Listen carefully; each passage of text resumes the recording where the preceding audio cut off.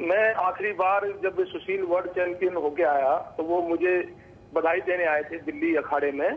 और वैसे मैं 1972 से जब मैं पहली बार ओलंपिक में गया था तब से मैं उनसे जुड़ा हुआ हूँ और वो मेरे अखाड़े में बहुत आते थे। और जब मैं 1975 में मेरी कुश्ती थी भारत केसरी की तो दारा सिंह जी उसमें रेफरी थे। तो वो एक बहुत ही अच्छे पहलवान थे फ्री स्टाइल के, वो फ्री स्टाइल के वर्ल्ड चैंपियन रहे हैं। और जो सबसे बड़ी चीज है कि वो पहलवानों के एक आइडियल थे। वो काफी उनको बहुत ही एक ऐसी उनको देख के पहलवानों के अंदर जो उनका व्यवहार था, उनका जो एक शरीर की जो एक उन्होंने आखिर तक उसको मेंटेन रखा, तो वो एक बहुत ही आइडियल थे हमेशा। और मेरे पास तो बहुत आते थे, वह हमेशा बहुत चीजें उनसे सीखता था कि कैसे शरीर को क्या बैठक कैसे कितनी लगानी चाहिए, क्या खाना चाहिए, पहलवान को ब्रह्मचारी कितने कैसे टाइम से, तो वो सारी चीजें ये मेरे से शेयर करते थे। तो बहुत बड़ी क्षति हुई है पहलवानों को। और आज जब से हमें पता चला है तो हमने अखाड़े में शौक रखा है, कोई भी पहलवान प्रैक्टिस नहीं कर रहा और सब उनकी फोटो पे धूप वगैरह लगा के वो रखी है।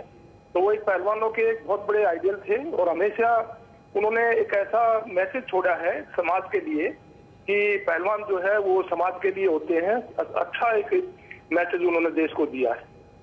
जी सतपाल जी, आपको किस तरह की टिप्स दारा सिंह दिया करते थे? आप बता रहे थे अखाड़े में वो आते थे, बैठे रहते थे, देखते रहते थे जब आप लोग प्रैक्टिस किया करते थे तब। बिल्कुल, मैं तो बहुत मैंने बताया ना, वो तो मेरे से काफी मेरे किस्म से मेरे को बहुत चाहते थे क्योंकि मैं अच्छा लड़ता था और मैं करीबन 15 साल भारत केसरी और उसमें हिंद और एशिया गोल्ड मेडलिस्ट रहा। तो वो मेरे से बहुत आकर्षित थे, तो वो मुझे बहुत प्यार करते थे। आके वो कोई नई नई चीज उनके अपने दिमाग में आती कि नहीं आप ये दाव ऐसे लगाओ, तो वो गुरु हनुमान जी के काफी वो उनको भी चाहते थे। तो वो जब हमें इकट्ठा करके बताते कि नहीं ये धोबी पाठ ऐसे लगता है या आपने इस तरीके से खड़ा होना है, दंड कितनी मारनी है, आपने 1000 का सपाटा मारना है या 500 मारनी है, तो वो नई नई चीजें जब भी आते थे। और वो महीने में 2-3 बार तो मेरे पास जरूर आते थे। जब भी वो दिल्ली से पंजाब जाते, मुंबई से दिल्ली होते हुए, तो तब भी हमेशा वो अखाड़े में मेरा अभ्यास देखने आते थे।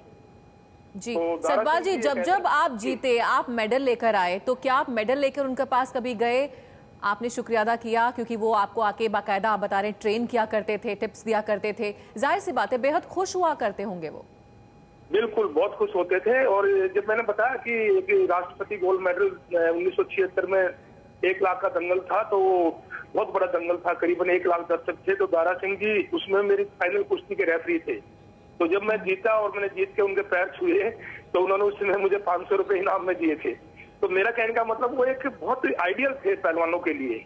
वो हमेशा ऐसा सोचते थे कि देश के पहलवान देश का नाम करें, वो बहुत ऊंचे जाएं।